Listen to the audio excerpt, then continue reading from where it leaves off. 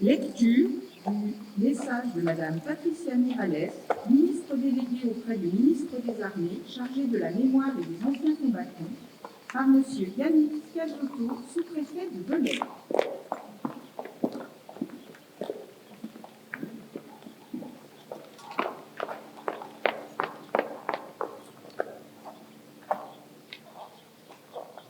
Il faisait déjà chaud ce matin-là.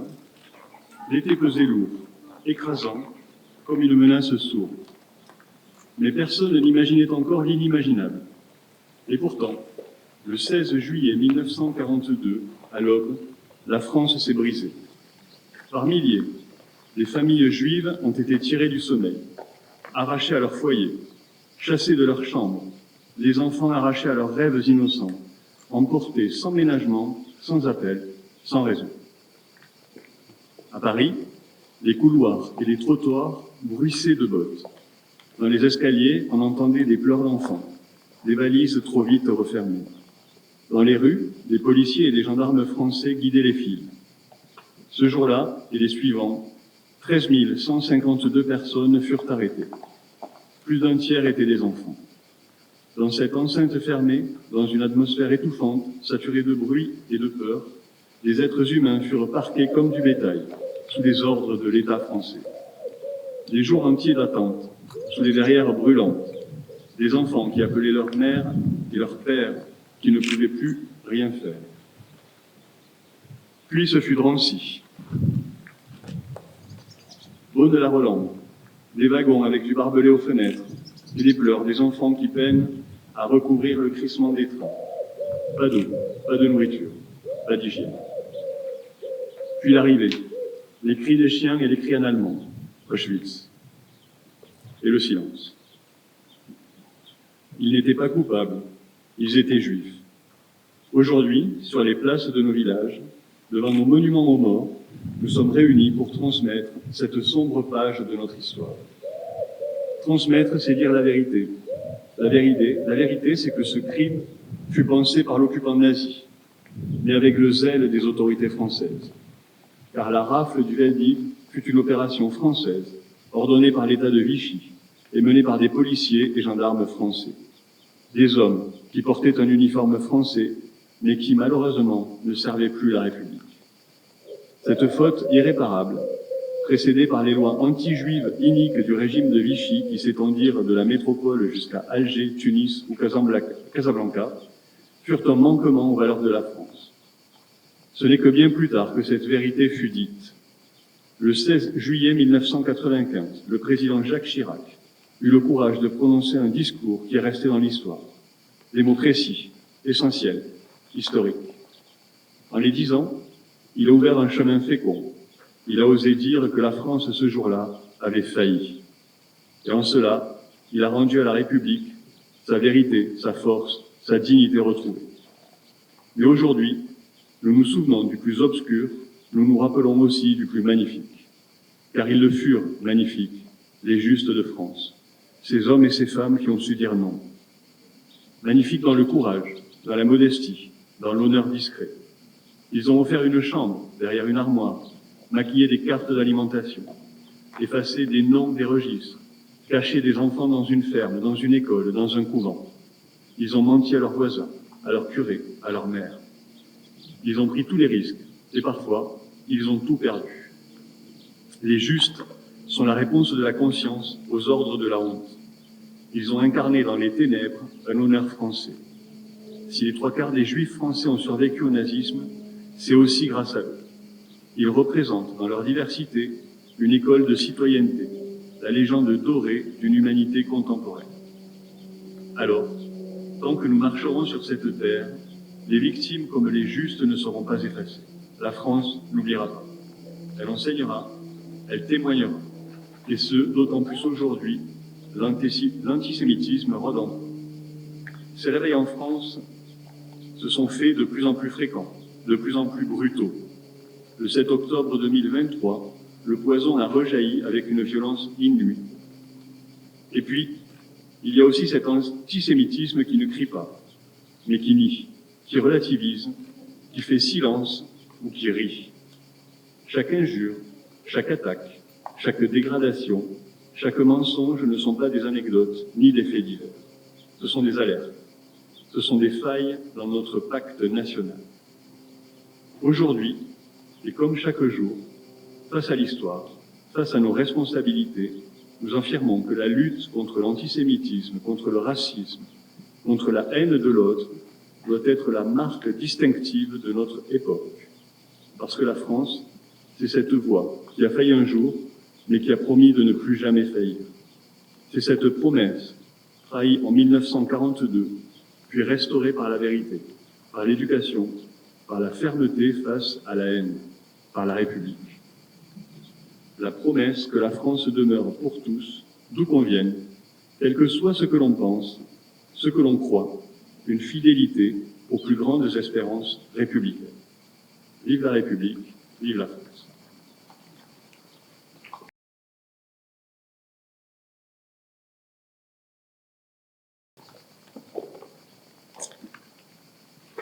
Les autorités vont à présent déposer des roses blanches devant la stèle nationale en mémoire des victimes des crimes racistes et antisémites de l'État français. Monsieur le sous-préfet déposera en dernier. Dépôt de roses par Monsieur Bertrand Berthe, secrétaire de la Maison d'Isieux.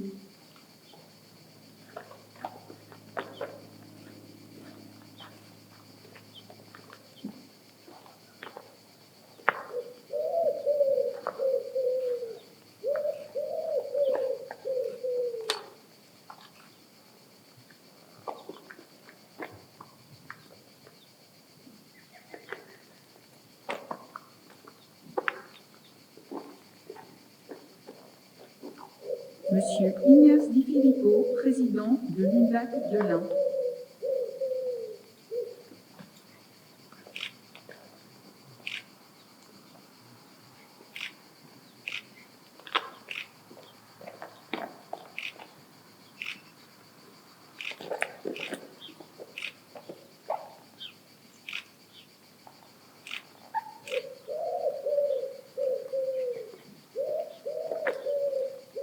Lieutenant-colonel Richard Villette, délégué militaire départemental adjoint.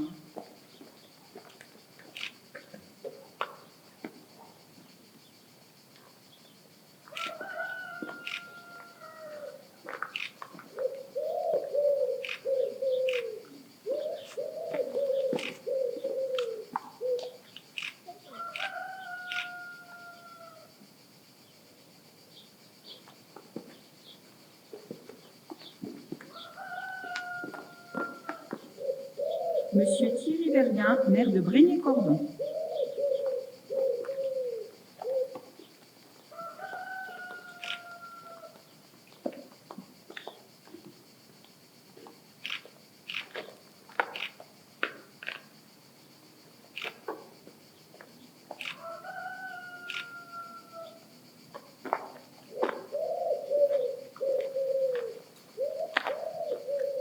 Madame Josiane Plompier-Château, première adjointe de la mairie d'Isieux.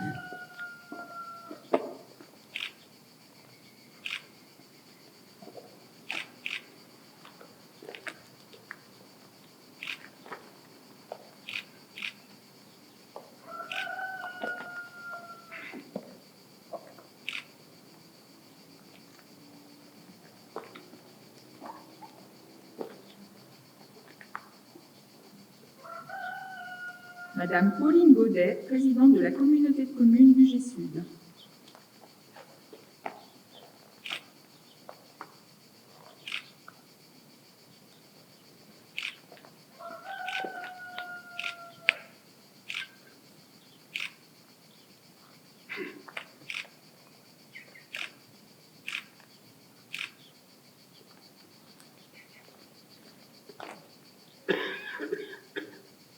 Monsieur Jean-Yves Edon, conseiller départemental.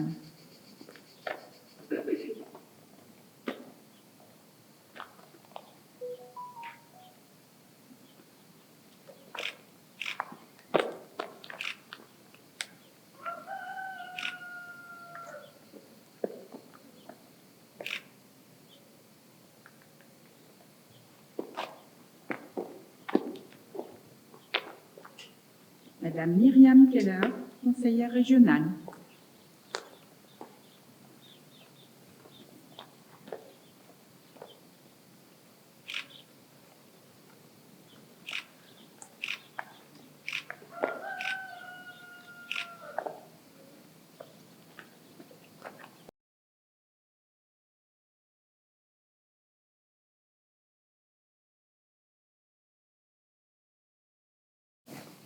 Madame Florence Glatrix-Contat, sénatrice de l'Ain.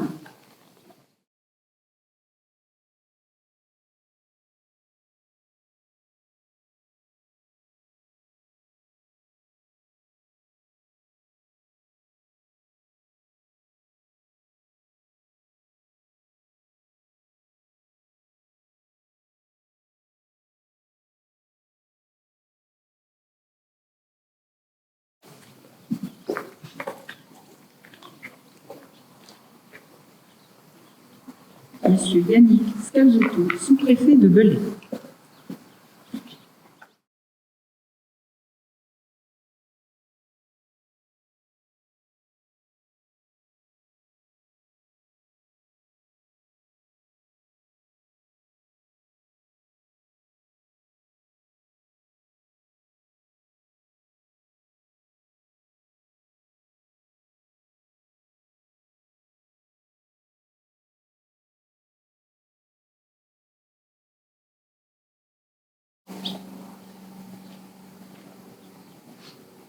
Je vous remercie à présent de bien vouloir observer une minute de silence.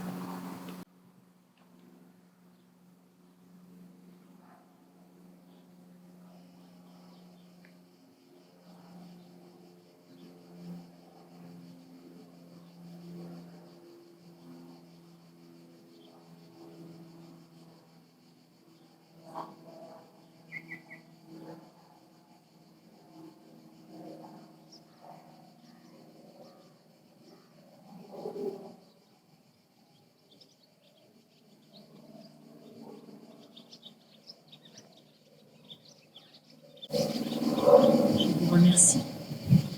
Cette cérémonie est maintenant terminée. Je vous invite maintenant à vous déplacer devant la maison pour un moment de recueillement face à la maison.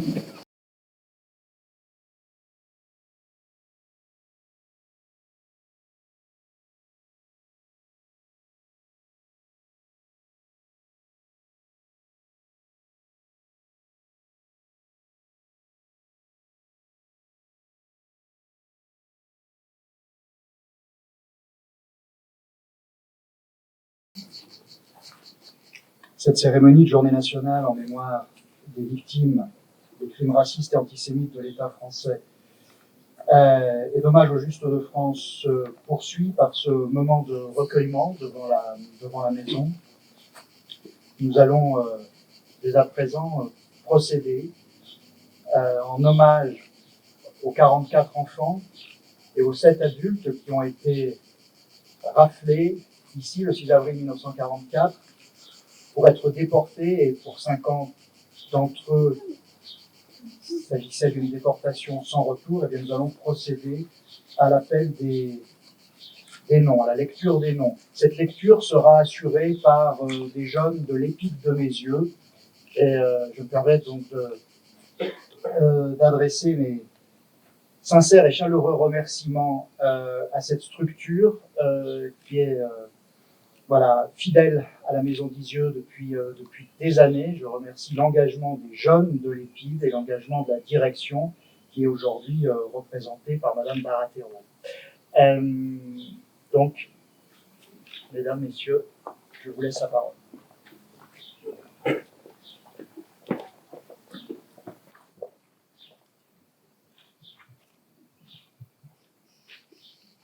Bonjour. Samir Adelchemer, 5 ans. Hans Ahmed, 10 ans. Nina Aronovitch, 11 ans. Max Marcel Palmaz, 12 ans.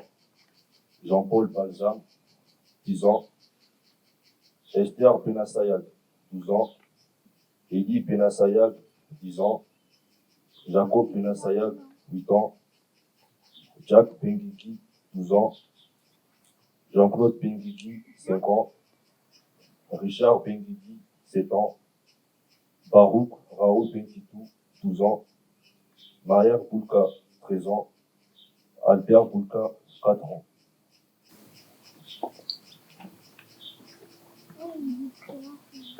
Lucien Friedler, 5 ans. Egon Gamiel, 9 ans. Liliane Bernstein, 11 ans. Maurice Bernstein, 13 ans. Henri Raïm Goldberg, 13 ans. Joseph Goldberg, 12 ans. Claudine Alan Brenner, 5 ans. Mina Alan Brenner, 8 ans. Georgie Alterne, 8 ans. Arnold Hirsch, 17 ans. Isidore Karchmann, 10 ans. Liliane Hoffmann, 6 ans. Renate Hoffmann, 8 ans. Max Leiner, 8 ans.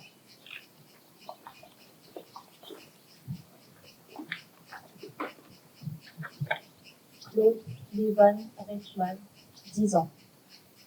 Fritz Lopman, 15 ans. Alice Jacqueline Lusgard, 10 ans. Marcel Mermelstein, 7 ans.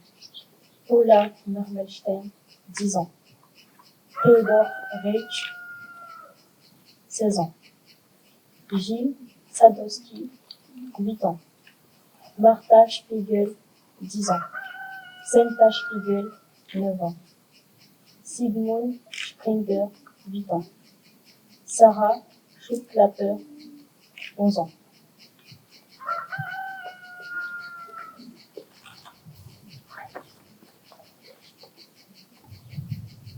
Hermann Tettelbaum, 10 ans.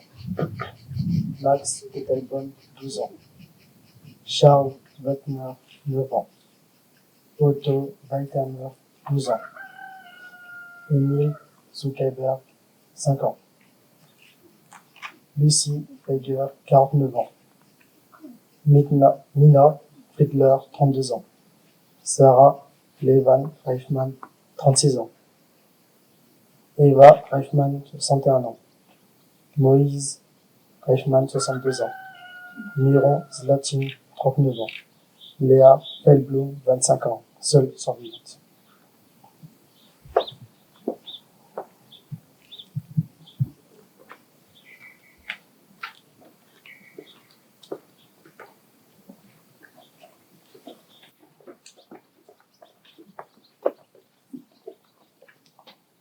En hommage aux 51 personnes arrêtées le 6 avril 1944, déportées et pour 50 d'entre elles assassinées parce que juives, nous allons maintenant procéder à une minute de silence.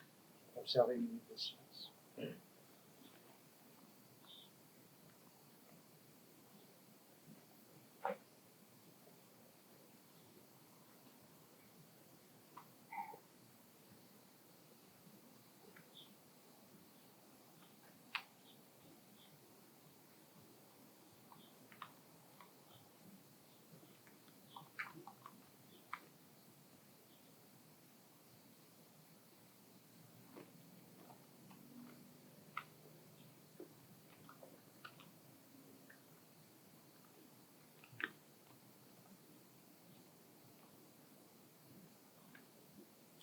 Je vous remercie, ce moment de recueillement est à présent terminé.